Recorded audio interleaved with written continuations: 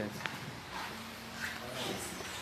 Estimados amigos y amigas, en primer lugar, agradecerles por estar el día de hoy con nosotros. Empezamos propiamente un proceso de reflexión alrededor del tema en esta ocasión específicamente acerca de la política de competitividad y productividad que recientemente ha sido aprobada por el Ejecutivo. Es frente a esa política que actualmente se viene organizando la sociedad civil con el liderazgo, por supuesto, de los gremios de los trabajadores, porque además de que la ley contempla varios temas que tienen que ver con el desarrollo del país, porque no solamente es empleo, pero un tema muy importante de la misma es el tema de empleo y medidas concretas para que precarizan más la situación del trabajo, y eso seguramente va a tener efectos en la gente concreta, en los hombres y las mujeres de este país, ¿no? Muchas gracias a todos y le doy la palabra a Lucha, ¿no?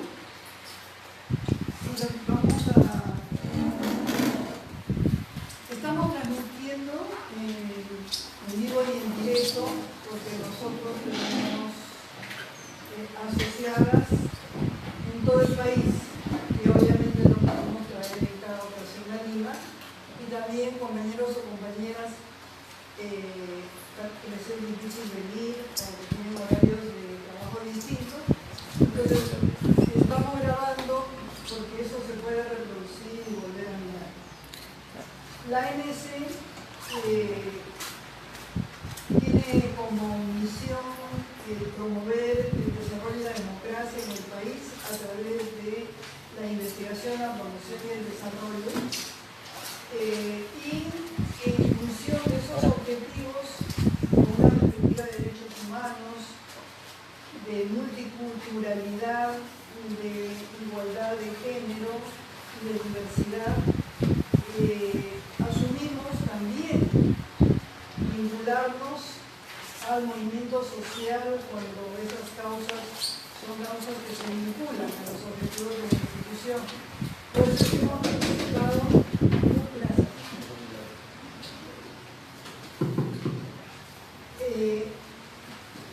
Hemos estado participando muy activamente desde hace varios años en el proceso vinculado a la reforma del Estado y el Poder Judicial en ese contexto de lucha anticorrupción. También desde hace más de un año y pico tenemos un grupo que se llama Crecimiento y Trabajo Digno, porque pensamos que el trabajo es un tema central. Todos vivimos de nuestro trabajo. ¿Qué porcentaje de la población vive de sus rentas? Debe ser el 0,0001%.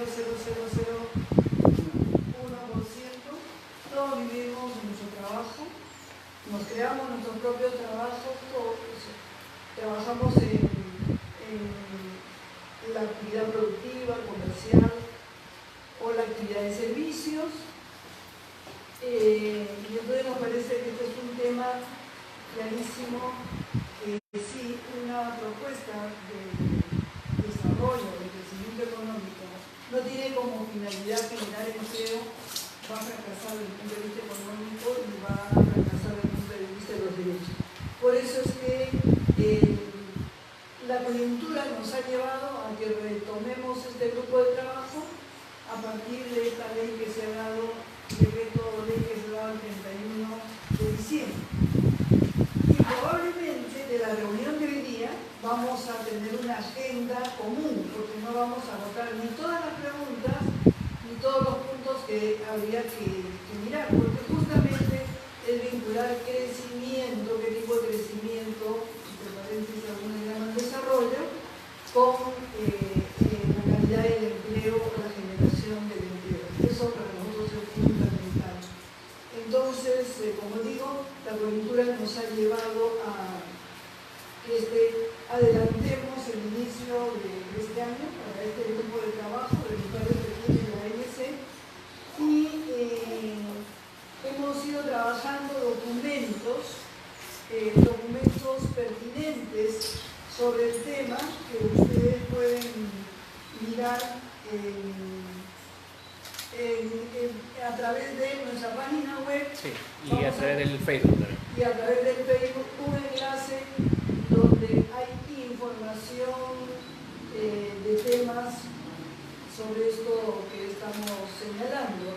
Y de manera particular quiero agradecer su presencia porque seguramente vamos a reproducir un documento que ha salido en otra mirada que creo que es la que lo tiene. Sí. O sea que vas a ser una de nuestras expositoras. Nos presentamos rápidamente para reconocernos, por si acaso la mejilla. Buenas tardes a todas y todos. Marco Loaiza, secretario de Estudios para la Biblioteca. Carlos Aranabastro, de ANC Internacional Presupuestario. Yo soy Dina Guamán, secretaria ejecutiva de la ANC. Buenas tardes. Raúl Caro, de Asociación de México y Turismo. ¡Ay, qué bien! Que son nuestros socios que yo estaba triste porque decía tiempo de no digamos. Luis Castillo, abogado, asesor legal de la ANC.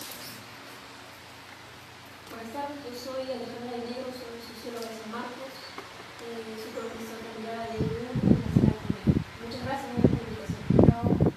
Ya te enganchamos desde el día para que sigas. Bien, buenas tardes, César Soberón, secretario de organización de la CGTP. Agradecido por la invitación.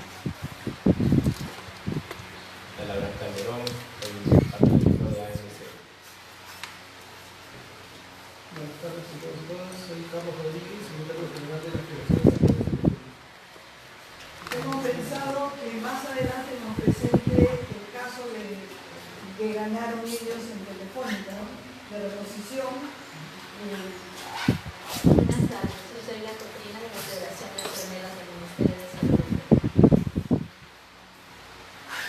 Soy el economista más Barro PP, asesor de la FAP. Buenas tardes. Orlando Torres, secretario de Evaluación de la Biblioteca. Sí, bienvenidos.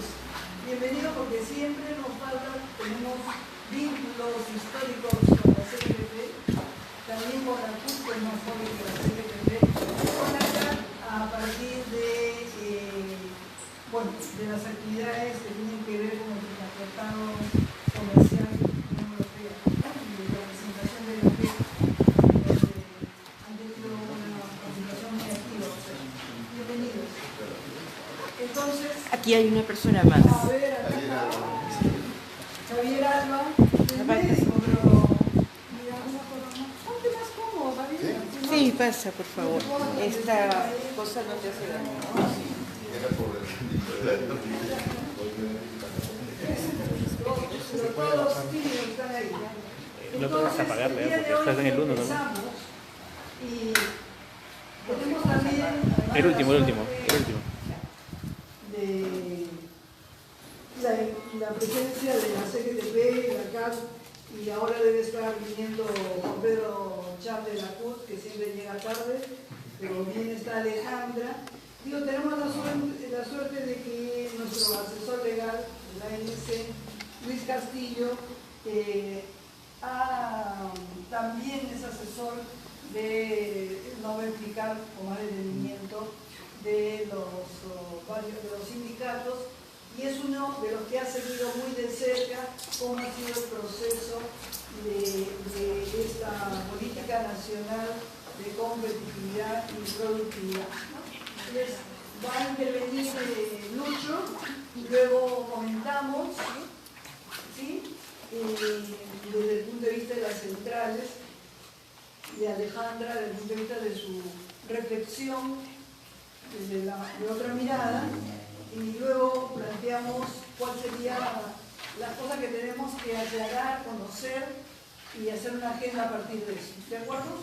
Siendo las 4 y ¿cuánto tenemos de retraso? Casi 20 minutos de retraso nos vamos a poner a la hora para las 5:30 terminar. Lucho, tú nos cuentas por todo, ¿no? Gracias y bienvenidas a esta casa, a la MC, a las centrales sindicales de esta reunión. Quiero comentar que el tema de la competitividad y de la productividad es un tema que ha estado siempre presente en la agenda de las centrales, de los trabajadores, aunque no han habido oportunidades en las que se articule una propuesta siquiera, ¿no? Una agenda específica sobre eso. Desde que se creó el Consejo Nacional del Trabajo y Promoción del Empleo en el año 2001, que acaba de cumplir 18 años, se creó también la Comisión de Productividad y Salarios Mínimos. Y a lo largo de estos años, los gremios empresariales y también las centrales plantearon trabajar de manera tripartita una agenda a favor o en pro de la productividad y del empleo. Eso siempre ha estado.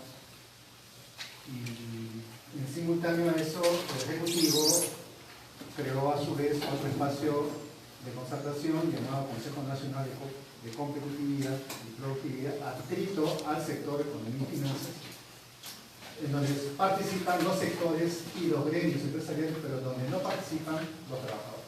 Una central representada en este llamado Consejo Nacional de Competitividad. Y entonces,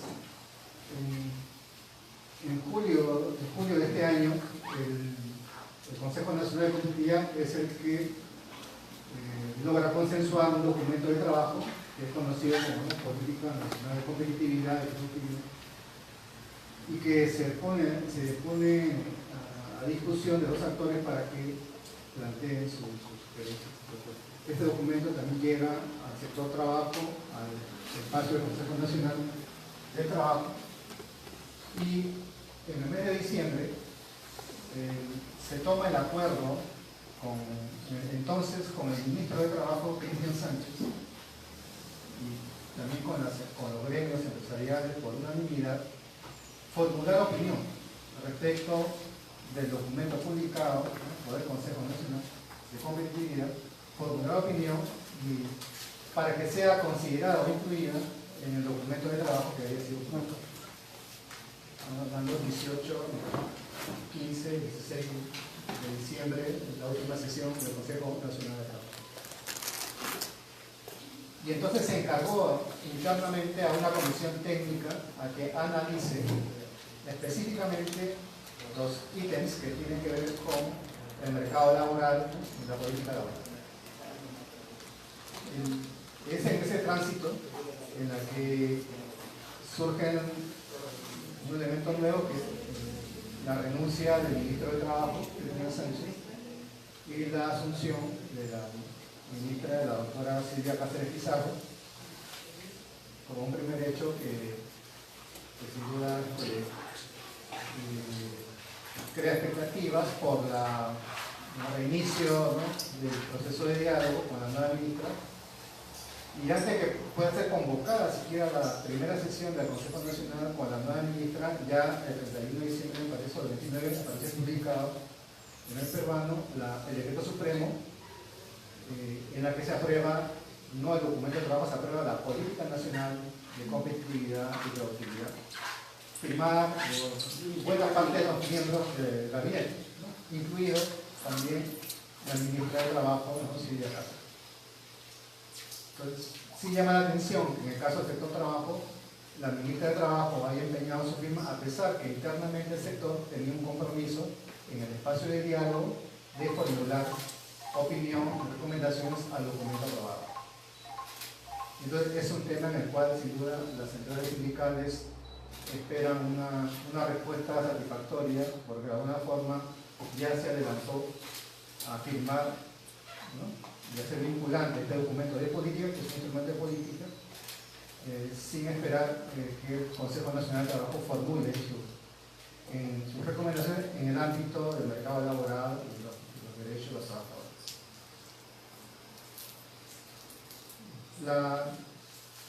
Las centrales sindicales están procesando, sin duda, también un nivel de opinión.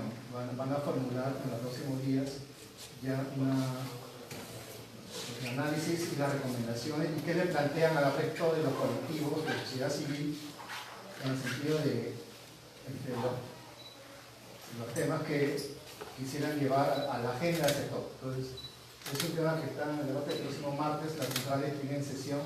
Hoy día quien está de coordinador de turno de las 4 centrales es la CAT, ¿no? Justamente, por 3 meses hasta el mes de abril, y es la que está haciendo el enlace con las 4 centrales para tener una opinión sobre esto. Igualmente ellos vienen recogiendo opiniones en torno al documento. Lo segundo es que bueno, la ministra de Trabajo, la doctora Silvia Mesa, no ha adelantado opinión sobre este proceso. Esta semana se han iniciado las reuniones por separado de diálogo entre la nueva ministra y las centrales sindicales. Y ya, incluso ahora a las 6 de la tarde es la reunión con la CAT. Los amigos que están aquí van a tener que retirarse para ir al Ministerio de Trabajo. En la mañana entiendo que estaba programada una reunión con la CGTP, pero creo que no se ha realizado, no se realizó. Creo que la CGTP ha tomado una posición de no ir a esa sesión, en la medida que tiene, creo, convocada ya una marcha para el día 15. Entonces, pero ya se ha reunido con las demás centrales, ¿no? El documento aprobado, en realidad, difiere del que fue publicado en julio del año pasado. No es una convalidación del mismo documento de 42 páginas con este documento de más de 80 páginas que ha sido retrabajado sin duda por un equipo del Ministerio de Economía y Finanzas. De acuerdo a, ya no se llama alineamientos, se llama objetivos prioritarios, nuevos objetivos prioritarios. Se ve un proceso de diagnóstico y de conclusión hecho por diferentes especialistas. El lenguaje no es el mismo. Hay un ensamble de diagnósticos en el documento, y el documento relativo al mercado de trabajo, a la política laboral, también ha sido modificado en esta sección. Antes era el lineamiento 3, ahora es el objetivo prioritario número 5. Y el diagnóstico se ha ampliado y las recomendaciones también han variado.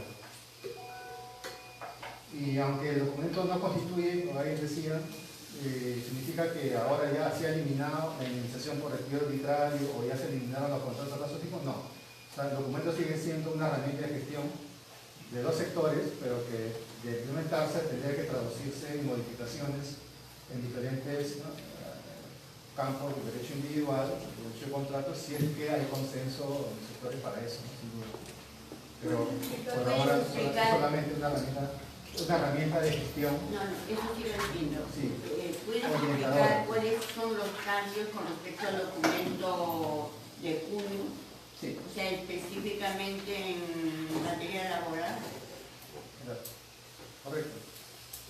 El documento ahora está planteado como objetivo prioritario crear las condiciones para un mercado laboral dinámico y competitivo para la generación de empleo digno. Ese es el nuevo título que tienen ahora. Que se establece 3 líneas, o plantea como 3 recomendaciones, como era antes en el documento anterior. 3 líneas de acción. Una, generar y mejorar los mecanismos para el tránsito de la informalidad a la formalidad en el empleo, ¿no? Es uno. Con mayor productividad. Segundo, dice revisar y adecuar el marco regulatorio y los servicios de empleo en función de la necesidad del mercado laboral, ¿no? Considerando el diálogo con los empleadores, trabajadores y gobierno. Y tercero, mejorar los procesos de fiscalización del cumplimiento de obligaciones laborales. Entonces, las 3 recomendaciones son de orden genérico, ¿no? Mejorar los mecanismos de tránsito de la informalidad a la formalidad, revisar el marco regulatorio y mejorar los procesos de fiscalización. Hasta ahí nomás, ¿no? Llega a este nivel. Sin embargo, el detalle se da en el diagnóstico mismo. El diagnóstico son como 6-7 capítulos, ¿no? Y empieza señalando primero que los mercados laborales eficientes, dice, son los que permiten mejor que los trabajadores puedan migrar de empresas o sectores con bajo desempeño o baja productividad a sectores con mayor productividad. Señala que es mucho mejor que los trabajadores migren, en resumen, de actividades altamente productivas y que son poco intensivos en el uso de mano de obra, ¿no? Que migren a este tipo de actividades, dado que la característica del mercado laboral peruano son las actividades de baja productividad y con mucho uso de mano de obra. Y entonces, este primer criterio, en el cual recoge algunos autores que han formulado la teoría sobre ello, sobre lo que ahora se conoce los mercados eficientes. Entonces, un mercado eficiente es un mercado que permite el tránsito, ¿no es cierto?, de baja a mejor productividad, de mucho uso intensivo a menos uso intensivo. En esta parte difiere con uno de los objetivos planteados de desarrollo sostenible, especialmente con el objetivo número 8, y difiere particularmente con la meta 8.2 de los ODS, que señala que a los gobiernos, en los cuales está el gobierno de Perú, que señala que se debe lograr niveles más altos de productividad económica, dice, mediante la diversificación, la modernización tecnológica y la innovación, entre otras cosas, centrándose en los sectores de gran valor añadido y uso intensivo de la mano de obra, planteado como objetivo, como meta hasta el año 2030, y que sea un criterio orientador de la política económica en este campo. Entonces, ahí hay una primera discrepancia de fondo al modelo, ¿no?, de la meta planteada o asumida por el gobierno en el marco del sistema de Naciones Unidas. Luego plantea, por ejemplo, que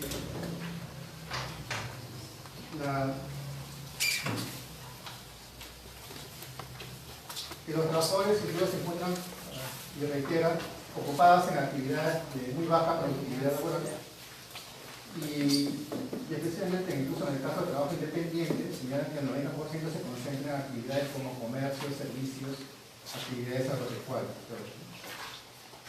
Sin embargo, la característica de la baja productividad en las distintas actividades económicas corresponde precisamente al modelo aplicado que se sustenta en la estrategia extractiva, que quiere explotar el potencial supuestamente de uso de los recursos naturales por parte del Perú. Y entonces ahí critica los efectos que genera un modelo que al mismo tiempo la alienta todo el tiempo, o sea, la desarrolla, ¿no? Pero que esas son las consecuencias que se generan. Pero la señala para lo que viene más adelante. Luego dice que cerca de la mitad, 41% de los trabajadores asalariados formales en el país están en la condición de informalidad.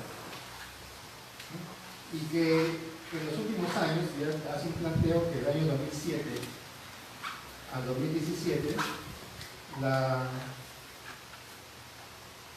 informalidad laboral se ha reducido muy poco, según un cuadro estadístico que ellos plantean ahí, elaborado por la Dirección de Investigación Socioeconómico Laboral del Ministerio de Trabajo, dice. Ahí en ese cuadro, dirán ustedes que hasta el año 2017 la informalidad laboral está en el sector asalariado urbano, está en un 55%, un poco más de la mitad. Sin embargo, este cuadro no coincide con el cuadro oficial del Ministerio de Trabajo. En el cuadro oficial, al cual hemos tenido acceso en el Consejo Nacional de Trabajo, la informalidad laboral en el sector asalariado urbano a nivel Perú, a 2017 llega al 50.1.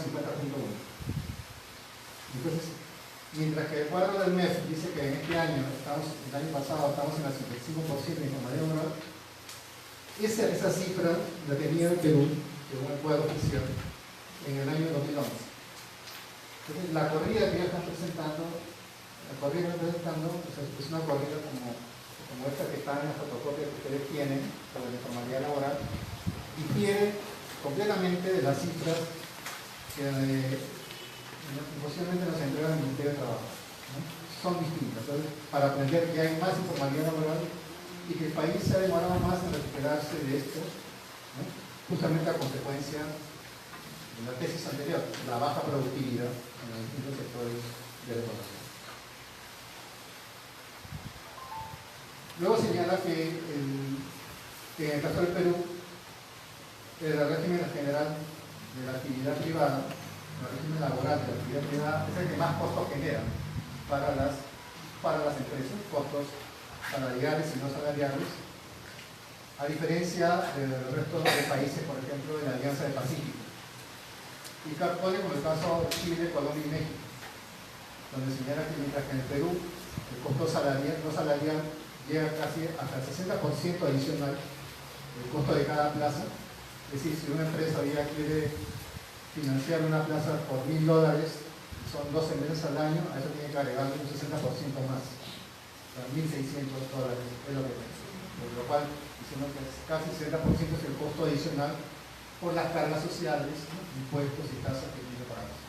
Mientras que en el caso de Colombia llega al 30.4, en el caso de México al 21.1 y Chile al 15.8. Es lo que señala el diagnóstico. Y para luego decir que, sin embargo, la gran mayoría de trabajadores que usan el régimen general son empresas de 100 a más trabajadores, empresas de 10, de 11 hasta 100 trabajadores principalmente. Y entonces, cuando las empresas de 10, de 11 a 100 trabajadores, que son microempresas y medianas empresas, podrían estar dentro de un régimen especial. Y las microempresas, obviamente, mantenerse en un régimen especial. Entonces señala, según las estadísticas, que de los 3.300.000 que están en la planilla electrónica, el 99% de los trabajadores pertenecen a empresas hasta 100 trabajadores. Hasta 100. Y solamente el 1% pertenece a empresas de 100 a más trabajadores. En consecuencia, el régimen laboral general, con todos los beneficios laborales, solo debería aplicarse a las empresas de 100 a más trabajadores. Y menos de 100, que son el 99% de la planilla electrónica, deberíamos estar en el régimen especial de la pequeña empresa. Esa es la propuesta que contiene el menor. De los 3 millones, o sea, 300.000 y pico solamente estén en el régimen general, con gratificación de vacaciones EPS, asignación familiar, la bonificación especial, los estudios de diciembre, etc. Mientras que todos los demás, en la medida que son la gran mayoría, que están ubicados sobre todo en el sector de la micro, pequeña y mediana empresa inclusive, deberían estar dentro de un régimen especial. O sea, eso está en el artículo. Supone que de 100 hasta 10 deberían estar en un régimen especial con derechos recortados. De 1 hasta 100. Por tanto, del 1 al 10 como del 11 al 100. Con derechos recortados. Con derechos recortados. Ese es lo que se traduce del diagnóstico, pero como vimos, no está en la recomendación, porque solo dice hay que revisar el marco regulatorio, pero sí está explícito en el diagnóstico. Entonces, el 99% de los trabajadores de la planilla electrónica deberían estar en un régimen especial, y solo el 1% deberían estar en el régimen general con todos los derechos. ¿Y eso qué porcentaje de las empresas y de los trabajadores? 300.000 trabajadores de la régimen general y 3 millones de la micro, pequeña y mediana de la empresa. 3 millones. ¿Qué porcentaje? El 70% están sólidos, ¿no? 74%. O sea, casi todo. Pero sobre una PEA de 16 millones y tantos, 3 millones y 5.000. Es la mayor parte de la PEA. Para sustentar o para fundamentar esto, señala en una parte que entre el año 2007 al 2012, dice, menos del 4% de los trabajadores informales lograron trasladarse hacia puestos de trabajo formales. desde el 2007 a 2012, menos del 4%, ¿no? Sin embargo, tenemos la cifra oficial del Consejo Nacional de Trabajo entregada nosotros en diciembre, y donde tenemos que la informalidad laboral urbana en el sector asalariado en el año, incluso desde el año 2005, era 64.5, y hoy día, al 2017, es 50.1,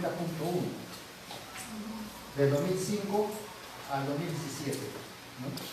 Casi 15 puntos, ¿no? Mientras que solamente el informe hace referencia a un rango, 2007 y 2012, para solamente mencionar que solo el 4% están incorporados. O sea, no recoge toda la realidad, donde existe efectivamente una progresiva caída del asalariado formal urbano, ¿no?, en el país. Eso es una tendencia casi que no tiene retroceso, o sea, y que en los próximos años puede estar alrededor del 40%. Entonces, luego señala, y entra aquí al tema de la indemnización por despido arbitrario, que en el caso del Perú, la indemnización que se paga a los trabajadores sin expresión de causa por parte de los empleadores alcanza a 45 remuneraciones diarias, o sea, $1,5 por cada año de servicios, hasta el tope, ¿no?, de 12 remuneraciones. Y señala que según los autores, Hackman y Page, y menciona un estudio del año 2004, se concluye que una de las consecuencias, dice, la dificultad para la despedida de los trabajadores se expresa en el encarecimiento del término de la relación laboral, lo cual puede incidir negativamente en el nivel de empleo formal, además de generar una desigualdad en la sociedad. Entonces, según estos autores, ¿no?, el costo que genera la desvinculación laboral, es decir, el despido, limita el crecimiento del empleo. Esa es la tesis basada en el laboratorio, ¿no? Sí. Sin embargo,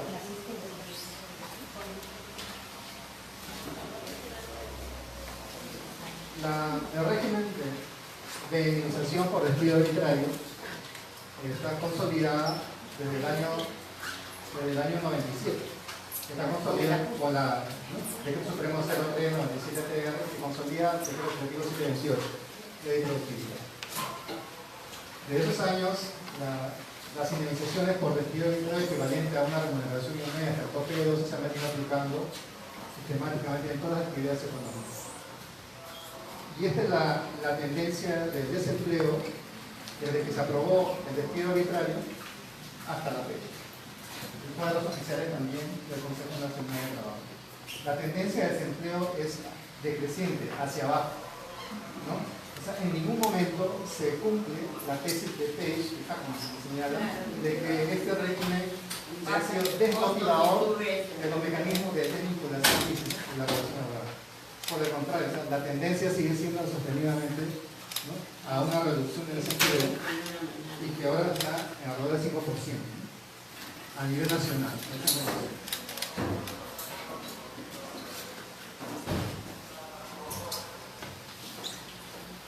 También señala y menciona a Maruyama y a Saavedra como dos autores para señalar que si bien los contratos de trabajo a plazo fijo se han incrementado, y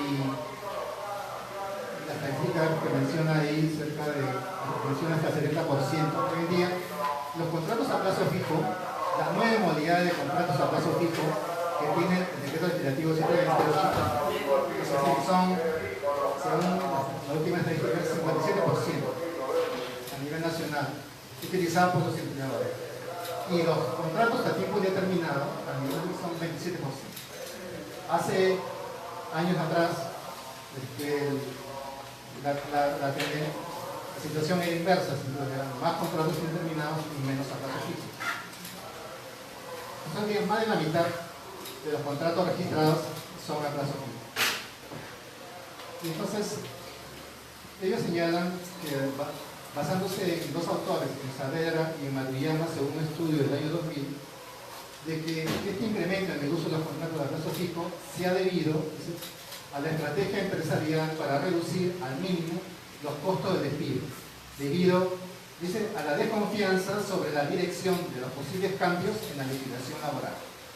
Desconfianza en los cambios que puedan haber en la legislación laboral. Es decir, están pensando en el Congreso, están pensando en la Comisión de Trabajo, ¿no? Esa es la tesis de cosas, ¿no? Y en realidad eso no es preciso, ¿no?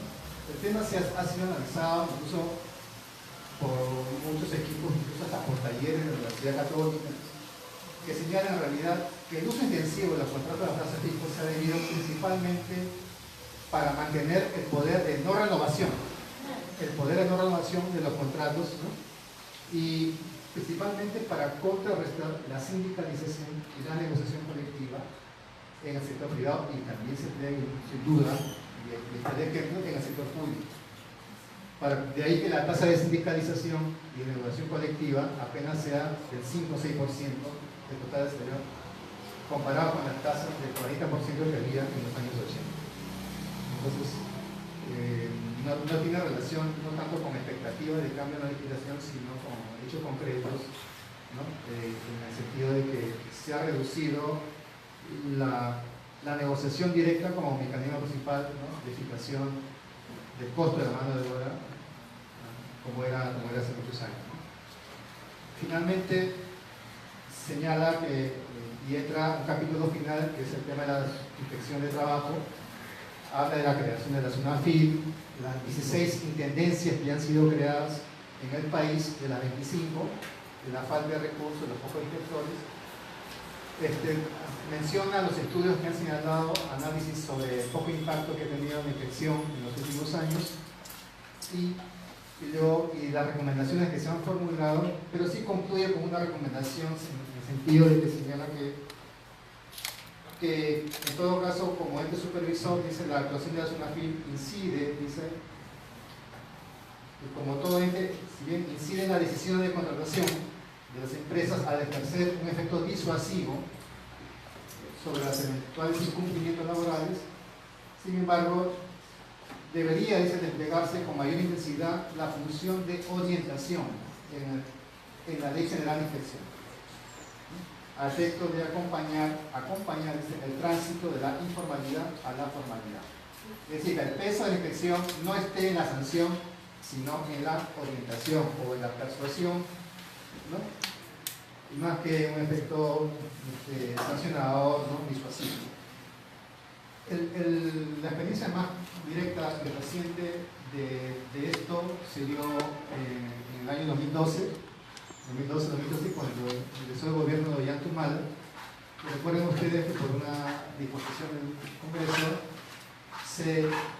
se dio un periodo de gracia en materia ambiental y en materia laboral a los sectores y se suspendieron la aplicación de multas, sanciones y se pasó a un efecto disuasivo.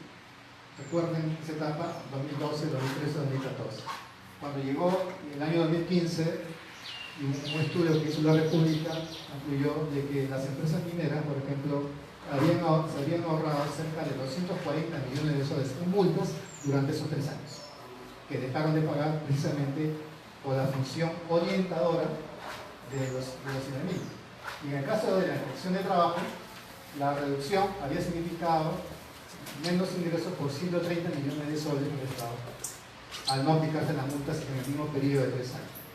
Entonces, están reiterando otra vez esta estrategia que en realidad afecta sobre todo a los sindicatos de la mediana y gran empresa, que son los que tienen los procesos más complejos de inspección de trabajo, una mayor onerosidad en el monto de las multas y que muchas de ellas incluso siempre terminan siendo judicializadas. Entonces, finalmente termina el análisis de esta parte hablando del diálogo social y señala que las medidas, ¿no? Orientadas a contrarrestar los efectos de la baja productividad e informalidad en el mercado laboral peruano demandan un proceso amplio de diálogo entre empleadores, trabajadores y gobierno, que les permita arribar a fórmulas diferenciadas de solución de manera consensuada, a fin de garantizar su legitimidad y eficacia. Todas estas medidas orientadas a incrementar la productividad y contrarrestar digamos, los efectos que la reducir la informalidad solo se puede lograr a través del diálogo social. En este punto, ahí nomás termina, o sea, casi como para suscribirlo, que estamos de acuerdo, claro, que las medidas para contrarrestar la informalidad y enfrentar la productividad deberían lograrse a nivel consensual, pero menciona acá a los trabajadores y lo hace en un documento que ha sido aprobado sin participación de los trabajadores, porque entonces no esperaron la opinión del Consejo Nacional de Trabajo y a fin de mes aprobaron Habíamos la política. El sector y aprobó. agendado además. Sí, así es. Agendado para el 9 de enero. Entonces, muy rápidamente una mirada al tema, y entonces lo dejo ahí para preguntar. Y también los amigos de las centrales están para todo. Pero si tuvieras tú que resumir en 3 puntos, 4 puntos para difundir, ¿cuáles serían esos puntos? Por si acaso alguien estaba distraído en el local.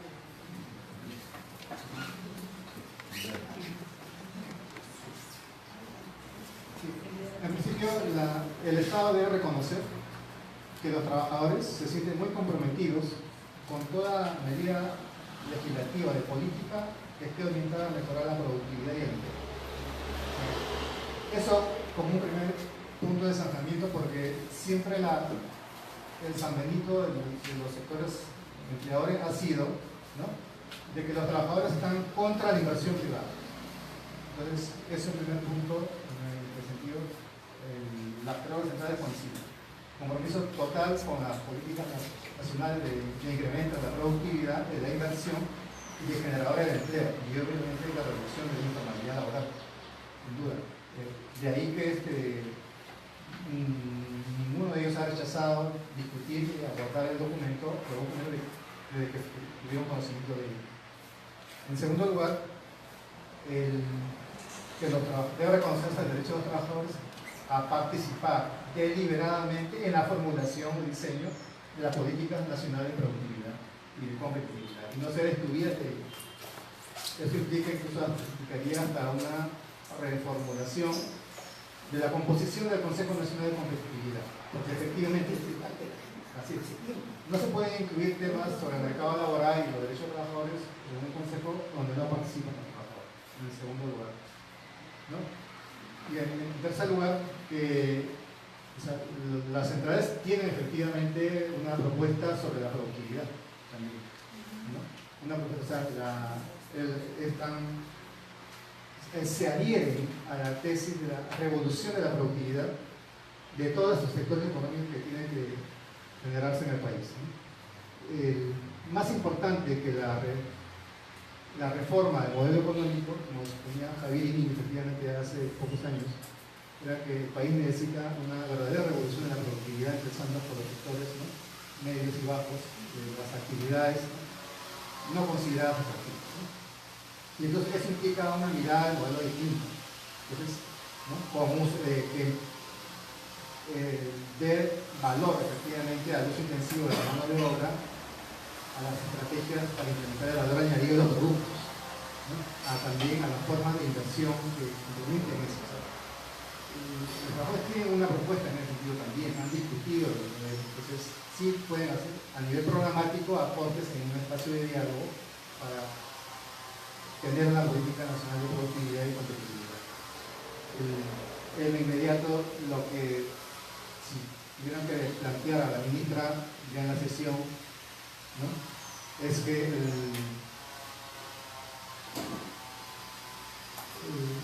primero necesita que el ministro de Economía sustente el documento en la sesión del Consejo Nacional de Trabajo, que informe de la decisión que se ha tomado, el alcance que tiene la misma, y que se comprometa en esa sesión, ¿no?, a recoger los planteamientos para la modificación de la composición del Consejo Nacional de Competitividad e incluir en el diálogo programático también a las centrales sindicales, ¿no?, ya que la definición sobre la composición del Consejo de Competitividad no pasa por sector de trabajo, es a nivel multisectorial, y tendría que ir al Consejo de Administración. Sí, pero las centrales de Entonces, muchas gracias, Lucho. Podemos ahora escuchar las reflexiones, los añadidos, los comentarios de la CGTP, de la CUN, de la CAP y de Alejandra. ¿Por dónde quieren empezar? Yo tenía, no sé si es un problema de comprensión y ustedes nos pueden ayudar. Me da la impresión de que la base del diagnóstico que tiene el Ministerio de Economía y Finanzas es distinto a la base, a la data que tiene el Ministerio de Trabajo. Y que pareciera, especulo, que la información que usa el MEF es una información interesada, sesgada, que es lo que generalmente pasa, no digo con el MEF, ¿no? Con un director de presupuesto lo vemos ahí. Pero me pregunto, tengo esa duda que quizás ustedes podrían ayudar, ¿no? Y la otra pregunta que también tengo es si este no es un problema estrictamente laboral, es un problema de estrategia de crecimiento económico y que la productividad tiene que ver, es un problema intersectorial. Entonces, ¿qué rol debemos exigir en los otros sectores, ¿no? Entonces, ¿quiere alguien lo ponemos aquí en orden con el que está? Juan Pedro, si no hay ganas de hablar, así que ¿no? Ya. El micrófono. ¿Quién quiere empezar a hacer? Bueno, igual reiterar los saludos para los compañeros y compañeras que se han en los últimos minutos que han adherido a esta conversación, que de hecho es bastante interesante porque nos permite no solo intercambiar criterios, sino también actualizar algunos datos que son necesarios. Por ejemplo, una de las primeras atenciones que deberíamos hacer es acerca de la naturaleza de esta norma que se ha planteado, porque tiene un objetivo claro. Desde el análisis que venimos haciendo nosotros en la CGTP, caemos en cuenta que lo que busca o lo que se busca con este marco político, de productividad, es atentar contra las condiciones del país. Porque de por sí, desde la forma como ha sido planteada, empieza a generar una especie de psicología en los trabajadores, que es una forma maximizada de lo que normalmente hacen las empresas. Crean el miedo, la imposibilidad del despido, donde van a perder todo y los trabajadores terminan renunciando de la posibilidad de quedarse con nada. Y es una de las cosas que nosotros, en espacios en los que nos encontramos, venimos diciendo. ¿Por qué sale esta norma el 31 de diciembre, entre gallos y medianoche, y por qué no se discute primero en el Consejo Nacional del Trabajo? Obviamente el presidente lo que ha buscado es aprovechar la coyuntura, como bien lo viene haciendo, para hacer o cumplir en todo caso de nuestra perspectiva con algunas directivas que ya se venían desde el inicio del gobierno de Kuczynski antes de que renuncien por la presión popular. En efecto, esta norma, por ejemplo, decimos de que amenaza la libertad sindical. ¿Por qué? Cuando leemos las referencias que hacen sobre estos autores, sobre su interpretación, sobre cuál es el supuesto escenario de no mayor productividad, no mayor crecimiento del sector empresarial, siempre los argumentos caen en cuenta en el sentido de que el despido es muy complejo o genera costos elevados, que evitan que nuevos trabajadores accedan a un puesto de trabajo. Este tema de la migración entre empresas no es la primera vez que lo vienen planteando, sino por el contrario. Lo han venido, entiendo que a través del Consejo Nacional de Trabajo, el sector empresarial lo ha venido promoviendo en distintas ocasiones. Incluso, por ejemplo, cuando se estuvo elaborando esta propuesta de ley general del trabajo, el punto donde se detuvo la discusión fue precisamente en el tema de los despidos.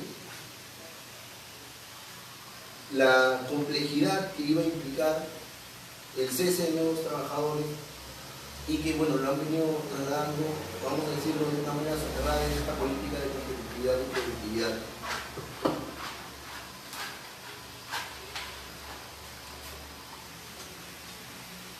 Hay cosas que son necesarias señalar a la hora de cuestionar esta política en todo caso. Está claro que no es una normativa directa que señale precisiones sobre cómo se van a hacer los recortes, pero guarda la naturaleza de las intenciones del sector empresarial. Dentro de los objetivos que nos señalan, nos ponen, por ejemplo, fortalecer el capital humano para mejorar la competitividad. En el papel lo dice, pero en la sustentación de estas ideas no lo plantea así. Y nosotros decimos, por ejemplo, desde la CGTP, que competitividad también tiene que ver con el hecho que los trabajadores gocen de derechos, no que solamente un 1% de trabajadores de empresas tengan a trabajadores del régimen general como conocemos y que el resto pase pues a tener derechos recortados, porque también eso lo plantea la norma en línea general. Y eso golpea de manera muy contundente el mercado interno, porque el trabajador que no goza de mayores recursos no puede contribuir a dinamizar la economía. Yo soy un trabajador, cuando justo tengo el sueldo mínimo, no voy a poder generar mayores gastos, no puedo generar trabajo o empleos colaterales en el mercado interno. Que no se está viendo desde esta perspectiva, por ejemplo, en la política. Se están dando lineamientos muy generales que, reitero, siempre nos terminan llevando al sentido de la supuesta complejidad de la normativa laboral en el país, y que bueno, siempre ha sido el discurso del sector empresarial. Cuando vemos el cuadro comparativo sobre la situación de los países que son miembros de la Alianza del Pacífico, y siempre nos proponen en comparación a Chile, y otro Chile, dentro de su normativa, no contempla las notificaciones, no contempla la asignación familiar, y que ponen como hito a Chile de que Chile viene creciendo en esa perspectiva de la competitividad, pero por ejemplo tampoco caen en cuenta de que el sueldo mínimo en Chile está cerca de los $450, tenemos que ver subido, y en el Perú estamos por los $270 o $180, bueno, en unas variaciones que la moneda nuestra tiene frente al dólar. Entonces, el salario mínimo en Chile es bastante alto y en comparación al peruano, y el peruano con todos estos costos que imponen, estos elementos que le llaman costos no salariales, aún así no puede equiparar el salario en Chile. Eso permite que los trabajadores no tengan mayor capacidad de gasto, no puedan, como he dicho en un momento, dinamizar la economía. Una de las cosas que lo plantea de manera general también es el tema de la falta de tecnología o la tecnologización del trabajo, si el término es correcto. Pero es una discusión que venimos arrastrando creo desde hace mucho tiempo, y las discusiones sobre la ley Cultín era un tema de que lo poníamos en agenda, pero desde el Estado nunca se ha querido asumir, incluso ahora no lo quieren tocar, porque la educación, por ejemplo, no está contemplando que los jóvenes salgan con capacidades, como era antes, por ejemplo, cuando los jóvenes salían del colegio tenían capacidades técnicas que les permitían poder enfrentar el mercado laboral, al menos con condiciones mínimas, habilidades técnicas. Ahora no. Ahora salen solamente con conocimiento teórico, van a buscar el mercado laboral y tenemos que pasar por, como el caso de Malvinas, por trabajos precarios que nos den esta experiencia laboral, lo que se pueda certificar, y seguimos alimentando el círculo vicioso de la informalidad. Otra cosa de que no dicen, por ejemplo, cómo se van a aperturar los nuevos puestos de trabajo, porque en efecto incluso las grandes empresas tienen topes para su personal, cuando sabemos, y es no solamente del sector sindical, sino de distintos sectores en el país, el reclamo de la industrialización, porque cuando industrializamos el país creamos fuentes de trabajo reales. Sin industrialización solamente se aperturan unos cuantos puestos de trabajo que normalmente son o por el despido de algunos trabajadores, el cese de algunos trabajadores, o porque se han abierto pequeñas áreas de trabajo adicionales a las que las empresas tienen.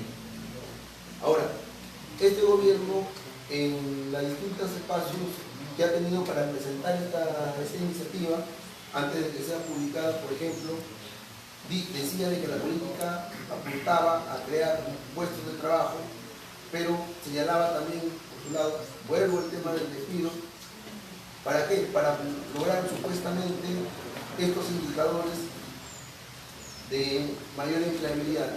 Claro, la gente deja de trabajar, entran jóvenes o nuevos personal en las empresas y solamente contabilizan el hecho de que en el año han sido contratados más personas, o más personas han podido acceder a un trabajo. Cumplen con el indicador de que hay más personas contratadas, pero no toman en cuenta el hecho de que hay personas que han dejado ese puesto de trabajo y han pasado a empezar las filas del desempleo. De hecho, por ejemplo, compañeros que están en la micro y pequeña empresa lo saben mejor que yo. Este régimen ha cumplido el año pasado 10 años de vigencia, ¿cierto? Y según algunos datos que hemos podido recopilar, por ejemplo, del 2016 al 2017, según la Sociedad de Comercio Exterior del país, la informalidad ha pasado del 79.2% al 83.5%. O sea, incluso el régimen que estaba planteado para resolver, en teoría, para resolver el problema de la informalidad, no ha podido cubrir con las expectativas, sino por el contrario, ha crecido. Si evaluamos el conjunto de regímenes especiales que se plantean bajo la lógica de recorte de beneficios laborales o costos no salariales, como le llama el gobierno, tampoco han tenido ningún éxito significativo. Creo que uno de los pocos regímenes que han podido representar mejores condiciones para los trabajadores ha sido el de la construcción civil. Pero ahí viene la particularidad. Por ejemplo, se han podido lograr estos beneficios, por así decirlo, avances significativos, por el hecho de la fuerza de movilización de los trabajadores sindicalizados en este sector. No porque el régimen como tal por sí mismo haya permitido pues mayores elementos de productividad o mejores condiciones para los trabajadores, que permiten enfrentar el hecho de cómo la precariedad ha ido institucionalizándose en los regímenes especiales, como el de la actividad de la agroindustria o en el sector textil, por ejemplo, donde las empresas, los dueños de las empresas han presentado sus cuentas bancarias, han crecido, se han multiplicado su capital en grandes proporciones, pero los trabajadores cada vez tienen peores condiciones de trabajo. Ahora, hay un escenario que es real en el país. Las empresas cada día encuentran nuevas formas de sacarle la vuelta a la ley. Ahora hay despidos masivos sin necesidad de que el cese colectivo sea aprobado por el ministerio. ¿Por qué? Porque han encontrado una forma que se está volviendo común. Amenazan con un cese colectivo y empiezan a pasarle, como está pasando en Telefónica ahora a los trabajadores, una carta de mutuo disenso o de renuncia voluntaria, estos famosos incentivos, ante el miedo de que sean despedidos en peores condiciones. Los trabajadores muchas veces por el desconocimiento sobre sus derechos, por ignorancia sobre los procedimientos laborales, terminan aceptando. Cuando el caso de Coborno, un caso interesante, los trabajadores ganan la disputa frente a la empresa por los ceses colectivos, el Ministerio de Trabajo ordena que los trabajadores vuelvan a trabajar, pero la gran mayoría ya había renunciado voluntariamente. O sea, no necesitó la empresa valerse de los caminos formales para declarar un cese colectivo, sino que aplicó la política del miedo y los trabajadores terminaron renunciando porque ya sintieron que no les quedaba otro camino. Así se hicieron de buena parte sindicalizados. Pasa el Coborno, pasa en empresas agroindustriales, y como es fácil de manejarlas, porque dejan de utilizar una empresa, crean otra y traspasan todo el personal, traspasan las maquinarias, por ejemplo, y las empresas pues ante el miedo de los trabajadores de quedarse en la calle terminan aceptando cada vez peores condiciones laborales y de esa manera se viene institucionalizando la precariedad laboral. Políticas como estas alimentan este círculo vicioso que está generando que los trabajadores no se sientan protegidos. Por formación sindical y formación política entendemos que un sindicato que no pueda representar una alternativa para la reposición es un sindicato no atractivo para los trabajadores, o es una forma de organización no atractiva, porque más bien el miedo de si me involucro con el sindicato y ya no tengo opción a hacer repuesto, la empresa me va a despedir. Entonces me voy a enajenar lo más posible del sindicato para que no me señalen, para no ser parte de la lista negra.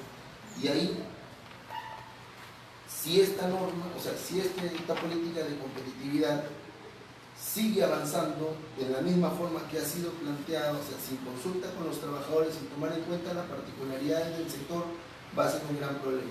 Pues en ese sentido, por ejemplo, desde la CGTP hemos decidido no participar en la reunión convocada por el Ministerio, porque en principio el presidente de la República ha violado su propia palabra, porque él se comprometió a discutir primero la norma, no lo ha hecho, la ha impuesto y esperamos obviamente de que reculen esa postura y retomen diálogo, pero suspendiendo la aplicación de esta política de competitividad y productividad. Gracias. Hay varias preguntas seguramente que queremos hacerle, pero el tiempo va volando. ¿Usted quiere preguntar o...? No. En el espacio de la CAP. Que usen el, usen el micro, por favor, para las redes sociales.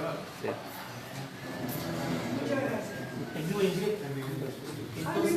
Entonces, en vivo y en directo le vamos a decir Vizcarra 2. Bueno, suscribimos todas y cada una de las diferentes, no solo palabras, sino definiciones, concepciones, análisis, en materia de escenarios laborales, de escenarios productivos, también de escenarios políticos y de afectaciones en el marco legal que los compañeros han descrito, en el plano del régimen, en el plano de lo laboral y de los derechos laborales y del trabajo. Me exime, no te preocupes, ya dicho está.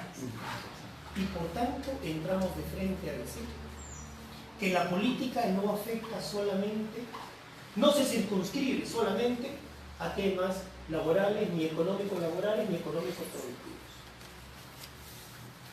Y que por tanto no afecta solo a los trabajadores ni al derecho del trabajo, ni siquiera a la generación de empleo únicamente. Afecta a todo lo que tiene que ver con el mundo del trabajo, pero desde el mundo del trabajo y para el mundo del trabajo tiene que ver con el conjunto de políticas públicas y de funciones y responsabilidades que el Estado debiera de tener en materia de educación, en materia de salud, en materia de infraestructura, en materia de tributación, en materia de gobernanza y de democracia misma y de valores también, en materia de cultura, en todo lo que tiene que ver con la vida económica, social, cultural de la sociedad y que es responsabilidad del Estado. Pero también tiene que ver con responsabilidades, porque son responsabilidades, que el empresariado tiene para la buena gestión de la producción, de la productividad y de la competitividad empresarial, con un enfoque de rentabilidad y desarrollo empresarial, pero combinando con un enfoque de una responsabilidad de derechos laborales, sociales, ambientales. Y ahí aparece un primer comentario. Necesitamos identificar y calificar que no solamente tenemos empresariado incapaz e improductivo y corrupto, sino que sectores importantes e históricamente registrados en nuestro país de ese empresariado son producto de la corruptela, son producto del beneplácito de las fuerzas y de los momentos gobernantes políticos en cada momento de la historia. Y por tanto, debemos de comenzar claramente a señalar esas incapacidades productivas y esas voluntades de corrupción que en el empresariado hay. Y a su vez decir que nos están queriendo otra vez tender cortina de humo y otra vez hacernos los tontos para que sean los trabajadores, seamos los trabajadores los que hacemos improductivo el proceso productivo que ellos dirigen. Los compañeros han dado cantidades de cifras que ilustran clara y técnicamente cómo el costo laboral, el costo salarial, el costo de la mano de obra no termina siendo el componente principal para ser productiva y rentable la empresa. Productible, rentable y competitiva la actividad económica empresarial del país. Y socialmente productiva y responsable esa función para los ciudadanos. No. No. Si estuviera hablando directo con Vizcarra, le diríamos falso, mentira. ¿Se creyó ¿Es un tonto o se creyó la mentira? Pero eso que dicen que le ha dicho el MEF, eso que dicen que le ha dicho la Confier, eso que dicen que le han dicho no sé quién y que se lo creen, y decimos dicen porque vamos a ver si es que realmente eso lo han dicho y por qué creen, ¿no? Yo creo, yo acepto muchas veces lo que quiero creer. Entonces, la segunda idea importante para nosotros en esa línea tiene que ver, por tanto, con los objetivos de esta política. Los verdaderos y totales objetivos de esta política. Para nosotros no solamente tienen que ver con el mundo laboral. Venimos diciendo a manera de descripción y de establecer líneas históricas gráficas que el primer momento del modelo neoliberal fue con Fujimori. El segundo momento o segundo piso fue con Alan García y a partir de los TLCs y los cambios que esto produjo. Creemos que está en proceso de construcción las bases del tercer piso del modelo neoliberal. La profundización, consolidación de ese modelo para nosotros en crisis y en proceso de agotamiento de los productos. Pero modelo al fin del cabo. Prueba de ese intento de construir ese tercer piso del modelo tiene que ver con el conjunto de decretos legislativos que generaron, y seguramente Alejandra me va a ayudar después, ¿no? Se generaron a partir de PPK y que continuaron y se aprobaron y se ejecutaron, se ratificaron en el Congreso ya con Vizcarra presidente, con el fujimorismo adelante, todos ellos con un solo modelo. Y tiene que ver con este conjunto de, algunos ya logrados, de intentos de ratificar y ampliar a su vez los contratos leyes, las formas de contratos leyes, las formas de facilidades tributarias que desde los 90 se vienen dando. Y tienen que ver ahora definitivamente con esta política de productividad y competitividad, pero no solo el contenido de la política, sino como los compañeros han descrito, los escenarios, las formas, las estratagemas, las cochinadas que hay detrás para hacer que esta política vaya avanzando. Y las cochinadas que hay detrás para que no solo esta política, sino estas daciones de desoneración de impuestos, por decir a minería, por decir a casinos, por decir intentos a pesquería, están detrás. Eso es parte del mensaje que hay que tener. Por un lado creemos nosotros, claro, y por otro lado creemos desde sindicatos a la sociedad y al movimiento social. Y aquí entramos a la tercera idea. Por tanto, no es un tema solamente. Es un tema de todos y es un tema social y es un tema, Alejandra, estoy seguro que lo va a desarrollar. Lo que está en juego es proyecto. Ese proyecto que se inició en los 90, que para nosotros sigue en crisis cíclica y entra a procesos de agotamiento en tanto generación de empleo, generación de economía sostenida y sostenible, de generación de lo que se decía de los 90 para acá. Vamos a construir empleo, vamos a construir empresa, vamos a hacer esto, nada de eso. Está claramente demostrado que no da para más y que no va. Y hay necesidad de construir un nuevo modelo. Esto, estamos enfrentando en ese terreno un tema de confrontación con un modelo en crisis, en agotamiento y definitivamente caduco, versus la necesidad y la posibilidad de construir un modelo alternativo. 4. Por eso es que creemos que el 15 de enero, no digamos marca de inicio, pero sí hay que ponerle énfasis en que nos señala y debe de abrir la ruta para iniciar un proceso de construcción de ese modelo en lo económico, en lo productivo, en lo político, de la articulación social, ciudadana y laboral, para construir un nuevo modelo de una metodología participativa, democrática, unitaria, que no quiere ser unitarista, que no quiere decir todos juntos, todos igualitos y nadie difiere, no. Contradicciones hay, van a haber, pero hay un proceso de unidad de por medio, ¿no? 4. 5. Ahí termino con la primera. Y eso lo he recostado. 5, entonces, a manera de conclusión, espacios como estos, actividades como estas. Ojalá cada uno de nosotros, voceros como nosotros, ojalá a partir de nosotros, convertidos en voceros, impulsores de una gran difusión y análisis de esto, vayamos haciendo del tema corrupción, del tema reforma laboral y del tema proyecto neoliberal en crisis, nuestros temas de verdad estratégicos, conjuntamente con nuestros temas de verdad coyuntural. Bienvenido el movimiento social, bienvenida a la lucha, bienvenidas las acciones, pero necesitamos articular e integrar eso y sumarle puntos a la agenda, no contradecir, cada quien con lo suyo, con su idea, con su liderazgo, con su espacio, pero necesitamos sumar.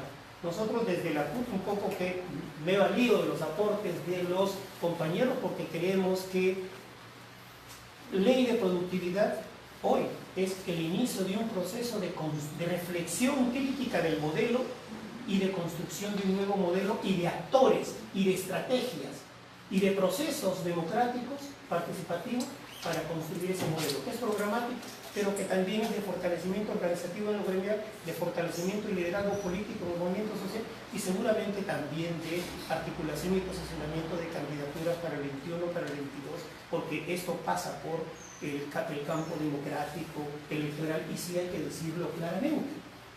Es una lucha integral en la que tenemos que sumar todos los factores de asertividad. No, muchas gracias. Me parece que es otra entrada que complementa muy bien. Solamente me preocupa el tiempo, entonces los compañeros de la CAP. Una capacidad de síntesis. Recuérdenos su nombre. Max Marueco, asesor económico de la CAP. Yo solamente quería invitar a ustedes a hacer lo siguiente.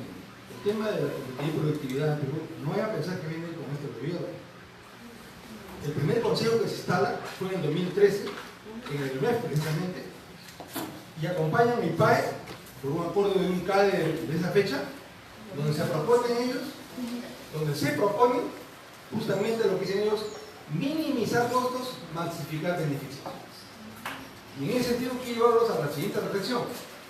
Acá un compañero ha señalado, y yo les pido a los que están en sindicales, que puedan, en el Ministerio de Trabajo, cada vez que ellos tienen un dictamen o evaluación de empleo o reclamo, hay un párrafo específico que dice costos laborales directos e indirectos. Para una empresa, cuando está en un aumento salarial de $1, para la empresa el costo directo es $1.45. Y el beneficio para el trabajador directo es $1.20. Entonces, por lo tanto, es mentira cuando dicen que los costos laborales llegan al 60%. Primera mentira, como otras más. Otro tema es que dicen, queremos ser competitivos en el país, pues sin embargo, el problema de la competitividad es un problema de educación. Y eso no lo vamos viendo. Entonces, yo les pediría a ustedes que también revisen la Ley General de Presupuesto, compañeros, porque esa es la madre de todos los problemas. Ningún gobierno se puede reclamar de cambio, reforma, por el estilo, si sigue la misma receta, año tras año, en la formación del presupuesto. Este gobierno ha ratificado el marco macroeconómico multianual que se aprobó en el año 2008, se ratificó en 2012. Y el gobierno de Humala, tan nefasto como los que han venido posteriormente, ha mantenido esa política. Y un elemento importante de competitividad. ¿Cómo queremos ser competitivos si el Perú casi no invierte nada en investigación, en ciencia y tecnología? ¿Cuánto invierte el Estado a través del CONCITEC y otros organismos de investigación? 0.7% del presupuesto nacional. Y si ustedes ven la cifra que le da la educación, se mantiene con los mismos márgenes del 3.5%. Entonces, con esa base, ningún país puede aspirar a ser competitivo. Y lo que hacen ahora con esta política de competitividad, compañeros, solamente tiene un objetivo claro: reducir costos laborales. Y para eso, muchas veces, las empresas hacen diferentes estrategias y la más frecuente es decirle que nos sale muy caro mantener esa masa laboral. Y por lo tanto empiezan los programas intensivos de supuestamente extender beneficios y que muchos sindicatos promueven entre las empresas a los trabajadores diciendo: mira, te están dando 25 sueldos, 30 sueldos, es momento de retirarse. Sin embargo, ustedes saben que el elemento principal del sindicato, ¿cuál es? La defensa del empleo, el derecho al trabajo. Eso es lo fundamental, eso es lo que diferencia a un sindicato realmente una organización democrática clasista con un sindicato amarillo. Pero sin embargo, en empresas grandes, aunque en una referencia solamente, Telefónica de Perú cuando asume la administración en el año 95 tenía 12.000 trabajadores a plazo indeterminado. En estos momentos Telefónica a plazo indeterminado solamente tiene 3.500 trabajadores. O sea, el 25% de los trabajadores de esa fecha se mantienen. Y más o menos como 7.000 trabajadores están en el régimen de contratación temporal. Entonces, yo, otro tema que quisiera pedir acá es lo siguiente, ¿no? De que pidamos a las empresas, a través del Ministerio de Trabajo, de que liberen información con respecto a la estructura de costos. Y ahí van a encontrar una gran información. ¿Cuánto representa, porcentualmente hablando, las remuneraciones, o sea, la constitución del sueldo y salario de las empresas, frente al gasto general? Y ahí van a encontrar que más o menos lleguen, en el mejor de los casos, al 15%. Entonces, ¿dónde está el peso salarial? Es lo que hace competitivo el documento de negro. Y lo que vemos, y los trabajadores lo saben perfectamente, que así como el Estado no invierte casi nada en investigación, en ciencia y tecnología, las empresas en el Perú, a diferencia de otros países del primer mundo, que sí invierten en investigación, finalmente para desarrollar su producto, ¿no? No investigan para uso social o para el desarrollo de la sociedad. Pero sin embargo en el país, ni algunas empresas investigan mercado, tecnología, aplicación de nuevos conocimientos para la producción. Entonces lo más sencillo para ellos es reducción de puestos de trabajo y reducción de beneficios laborales. Entonces yo creo, con esta parte de mí, diciendo que los trabajadores pueden pedir a las empresas que le transparenten esa información, de tal manera que puedan ellos visualizar rápidamente el tema de la estructura salarial frente al costo total de las empresas. Gracias. Muchas gracias, muy amable. La última palabra la va a tener la mujer. También. Como debe ser. Hay que darle la... Que no hemos respetado la equidad de género acá, porque no debemos estar con dos. Compartimos. Alejandra. Bueno, nuevamente reiterarles las gracias por la invitación, también a los asistentes por las exposiciones. Creo que es importante que este tipo de espacios se den. Y sobre todo porque creo yo que hay una presencia también amplia de mujeres aquí, si nos ponemos a ver, creo que es mayoritariamente femenino. Bien, yo quiero empezar por no repetir lo que ya se ha dicho. Yo voy a dar una opinión netamente sociológica y política con el tema que nos trae justamente aquí a colación, que tiene que ver sobre el tema del trabajo digno y la política nacional de productividad y competitividad. Este es un plan intersectorial. Yo quiero recalcar la importancia que tiene este documento en el sentido de que no solamente se habla en el punto 5 sobre el tema laboral, sino que se mencionan otros 8 puntos más que tienen que ver con el tema de infraestructura, que tienen que ver con el tema de educación, de salud y otros temas que si uno le da una mirada un poquito más política y minuciosa, es un proyecto de país, es un programa, y es un programa que va de aquí hasta el 2030, que va más allá inclusive del bicentenario, que inaugura el bicentenario con un programa de país netamente neoliberal.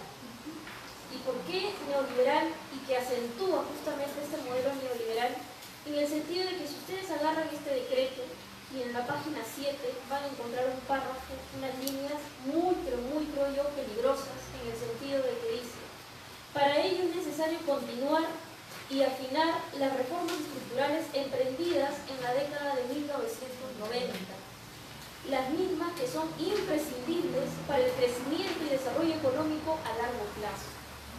Textualmente dice este documento así, y creo que los que estamos aquí en la mesa, que tienen un poquito más de experiencia que yo, sabrán que en la década de los 90 las políticas emprendidas fueron brutales, fueron totalmente lesivas y salvajes para el país y para la ciudadanía, porque desde ahí justamente se inició una debacle en materia educativa, en materia laboral, y la lucha que han tenido los trabajadores en este momento por defender sus derechos ha sido literalmente a muerte. Por más dramático que pueda sonar, pero ha sido literalmente a muerte por defender sus derechos. Otra de las cosas que yo menciono es que, más allá de las recetas económicas del 90, es que se condena a la principal fuerza productiva de este país, son los jóvenes, a la precariedad no solamente laboral, sino a la precariedad de vida. Y ahí tiene que ver con toda la población que integra la pirámide justamente poblacional de nuestro país y que principalmente es joven, pero precariza la vida.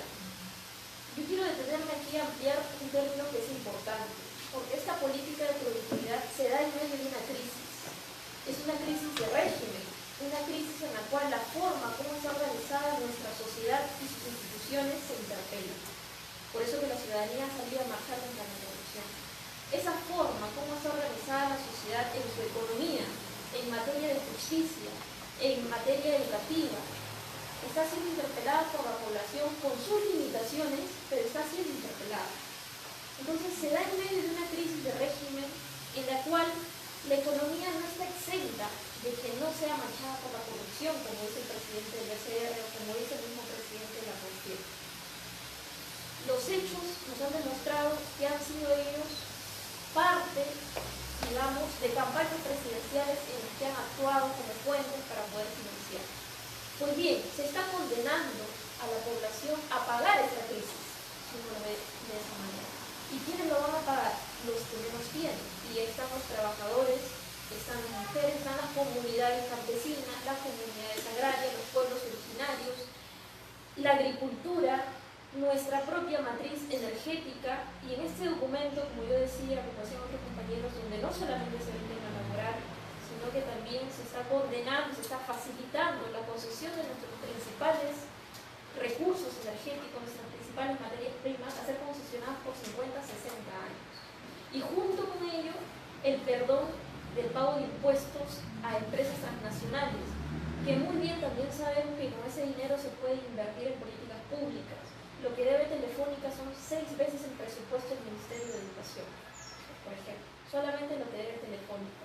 Y si nos podemos enumerar las 10 principales empresas que le deben a este país, yo creo que nadie en este país se tendría por qué morir de hambre. Y se podría invertir en políticas contra la violencia de género, por ejemplo. Otro de los temas que yo quiero afinar desde el punto de mi carrera es que normas como estas no ayudan a la cohesión social, ni al diálogo social. Porque lo que hace es justamente dividir a la población, a la nación como tal. Entonces, ¿qué tenemos? Tenemos a población excluida y tenemos a población incluida que, digamos, vive bajo estos parámetros y que no hay una empatía con el ciudadano que, por ejemplo, no tiene derecho. Entonces, muchas veces nos han subsumido en el debate. Cuando se habla de derechos laborales, solamente se habla de los que ya tienen trabajo. Pero cuando se habla en realidad de derechos laborales, también se habla de los desempleados, también se habla de los niños, también se habla de los autoempleados, de los subempleados. Porque no solamente estamos defendiendo los derechos de los que ya tienen trabajo o de los que ya están sindicalizados, que como hemos escuchado es una tasa muy baja, sino que también se habla del resto de la población que no puede acceder a un trabajo. Y creo que no, nadie debería estar parado en una esquina, o nadie debería subir un vehículo a poder vender algo. Nadie. Porque está violentando uno de los principales derechos humanos, que es el derecho al trabajo. Y el trabajo debería ser la principal actividad emancipatoria del ser humano que le permita desarrollarse en sociedad. Y que no más bien debe ser una actividad que consuma la vida de la persona y que no tenga vida familiar, que no tenga espacio y tiempo para poder educarse, que no tenga espacio para poder interrelacionarse con otras personas en la sociedad. Por lo tanto, este es un programa de país desde mi punto de vista. Es una discusión, es lo que se plantea hacer con el país de aquí hasta el 2030. Pero eso también nos lleva a nosotros, desde la sociedad civil, desde los que pensamos que definitivamente este modelo económico, social, cultural ya llegó en crisis, ya tiene un límite.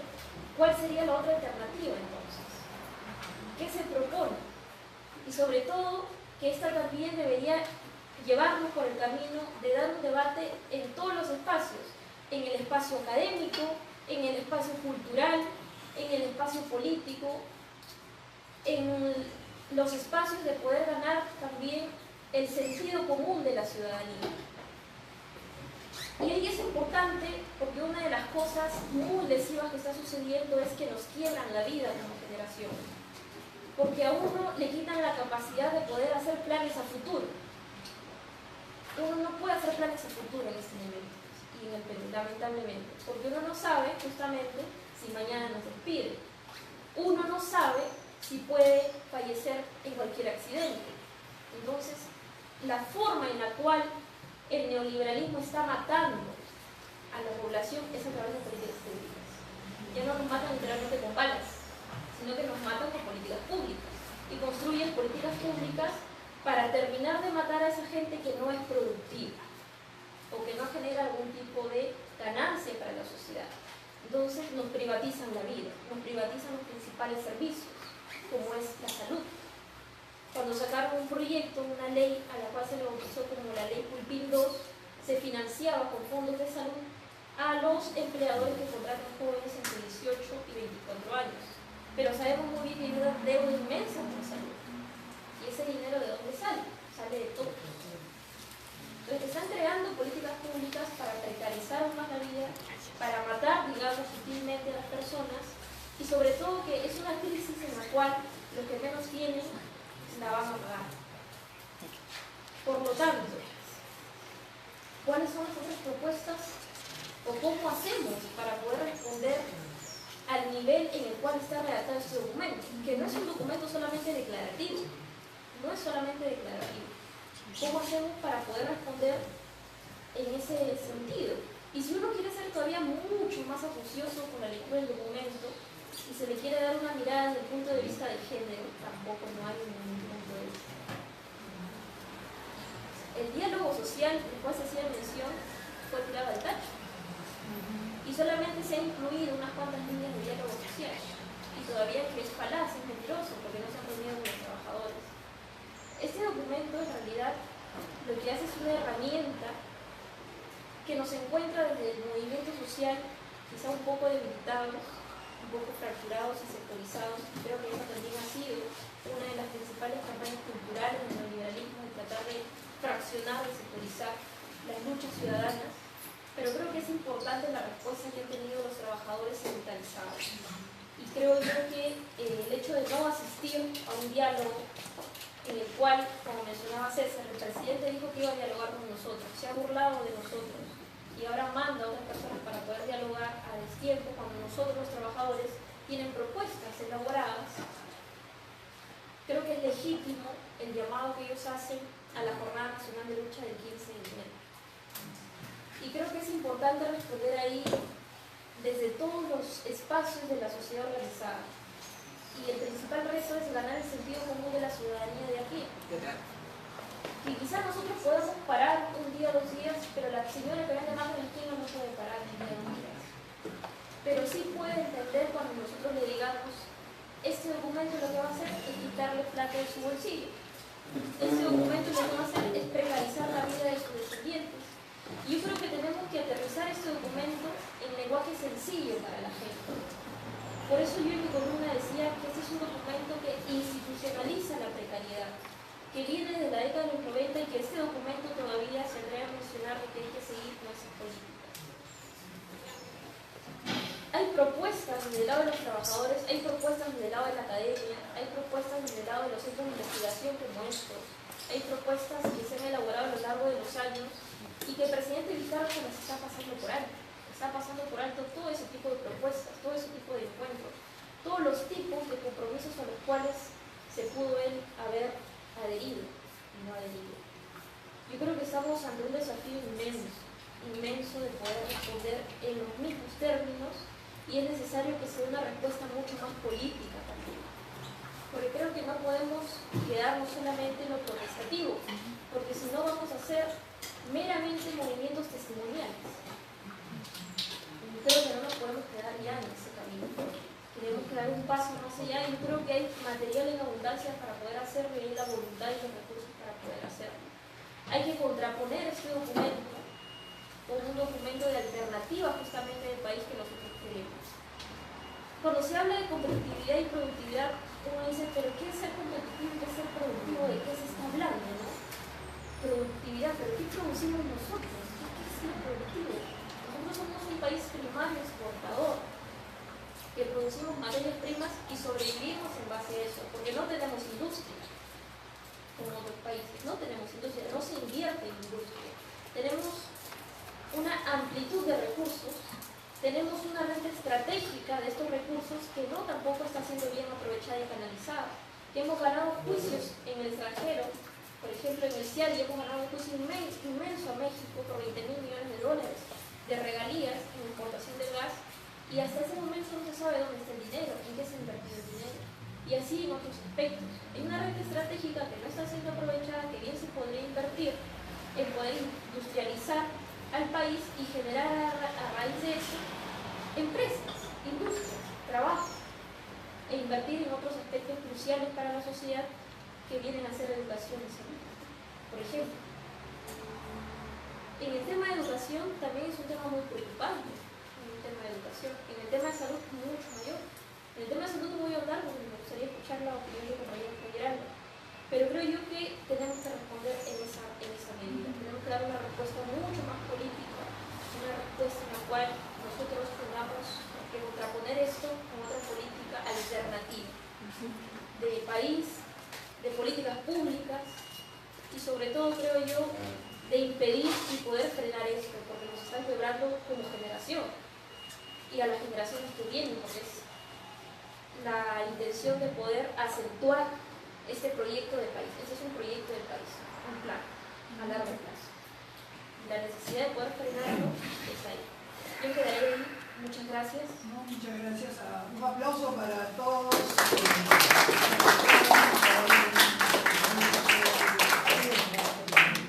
Para nosotros un punto central, y lo hemos conversado con la CGTP en su momento, con la CUR, y ahora con la CAP, también con Gorgonime, con GOPEME, y con el Grupo Nacional de Presupuesto Público, de dar continuidad a esta reflexión. Porque en lo que podemos aportar nosotros es dar contenido más específico con propuestas a las propias movilizaciones y a las propias luchas populares. Porque la movilización sabemos que ha ayudado mucho y que es un factor sin el cual probablemente los graves problemas que hemos vivido en los últimos meses o en los últimos años no hubieran tomado el derrotero relativamente positivo que ha tomado, ¿no? Pero nuestro rol es eso, hacer un espacio más de discusión y de lo que las diversas presentaciones uno puede deducir, y creo que están muy claros también para la Asociación Nacional de Centros y CONADE, es que esto es una propuesta de una forma de crecimiento económico que es intersectorial y que compromete al conjunto de los actores del Estado y de la sociedad civil. Obviamente que hay un encubrimiento ideológico de la propuesta.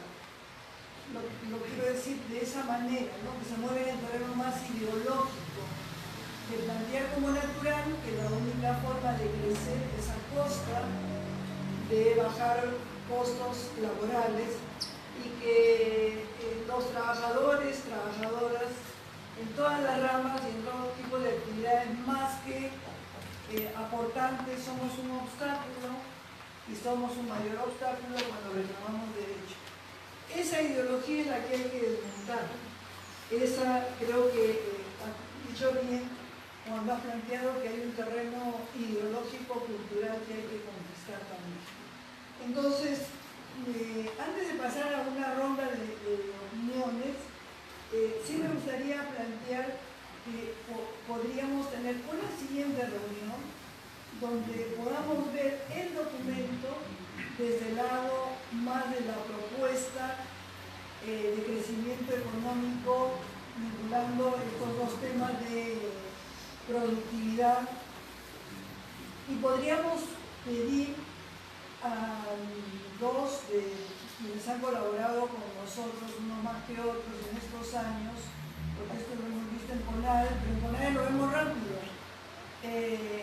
es es a Germán Alarco, que ha trabajado mucho los temas de cuáles son las alternativas de desarrollo, y con Javier Guinness, que con su cuadrito, ese precio de la culebrita, ¿no?, que él plantea hace tiempo, podamos discutir, pero lo que nos interesa no es discutir entre intelectuales, sino discutir entre, como digamos, líderes sociales.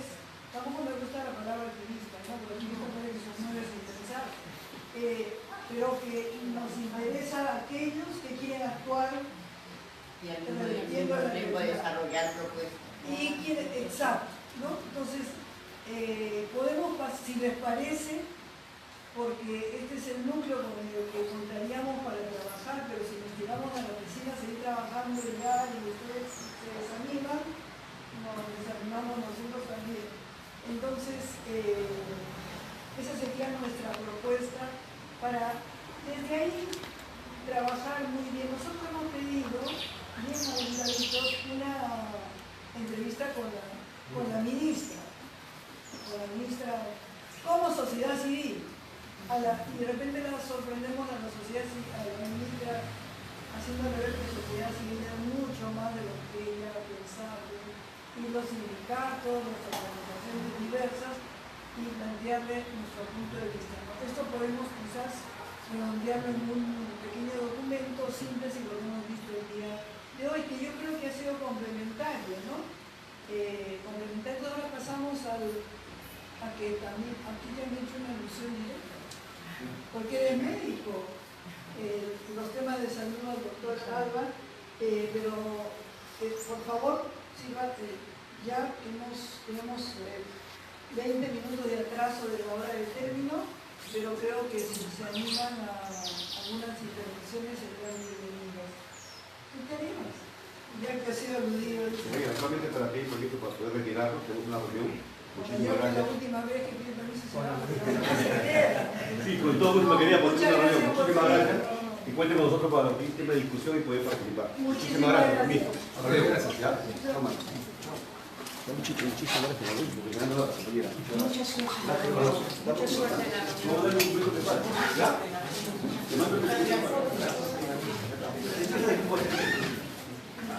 Y no es obligatorio participar, ¿eh? O sea, pero queremos recoger también los puntos de vista. Creo que se puso el acento, parece muy bien, el tema que estamos discutiendo es de qué depende la productividad y la competitividad de un país, en este caso es Perú. Que para ahí ese podría ser el centro, digamos, de discusión para que tenga el carácter global, y que se pueda transformar. Y eso vamos a reflexionar de este lado, ¿no? Cuando hablamos de productividad estamos hablando de cómo hacer algo con el menor costo posible, y en el enfoque de esa continuación del modelo de los 90, la única forma de bajar costos es con el recurso humano, con las personas. Es el costo fijo, el costo fijo que habría que disminuir.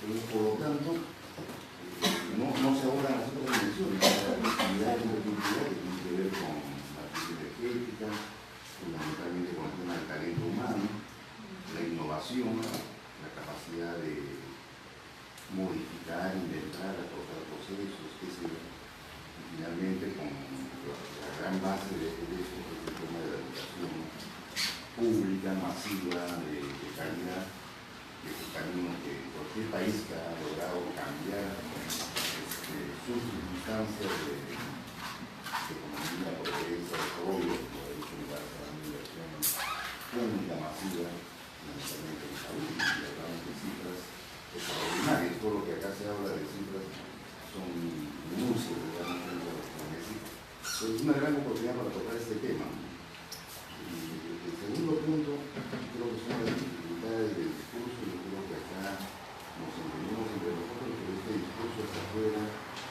creo que no explica ni las dimensiones del problema ni las dimensiones de la agresión.